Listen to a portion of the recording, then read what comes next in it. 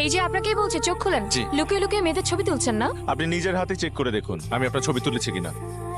সব পোকামাকড় আর মশার ছবি। উনি নাকি আবার ফটোগ্রাফার। কি ভেবেছিলেন আমিও আপনার বয়ফ্রেন্ডের মতো আপনাকে ছেড়ে পালিয়ে যাব? লাইট ফুড এনেছি, ধরেন।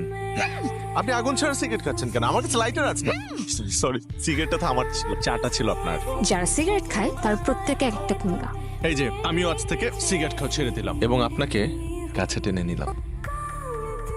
কি সুন্দর বউ।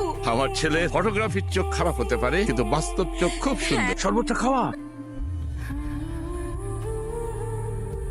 বিয়ে করে এসছো না, খালি হাতে যাওয়া যাবে না। আমি তো খালি হাতে ঢুকছি না, ওকে সাথে নিয়ে ঢুকছে। টাকা না দিলে ঢুকতে দিব না। আমার কাছে 2000 নাই, 400 আছে। ওই যে 2000 টাকা। আচ্ছা তো বের করেন। এখন না বুঝতে পারছি জানেন, আপনি কারো হালকা খাবারের কথা বলে চা আর বিড়ি নিয়ে আসছিলেন। না না, আমি কিন্তু আপনার জন্য ভারী খাবারই আনতে গিয়েছিলাম। বিস্কুট, দাড়ি পাল্লায় মাপলে 4 থেকে একটু হলেও তো ভারী হবে। যা শালা কি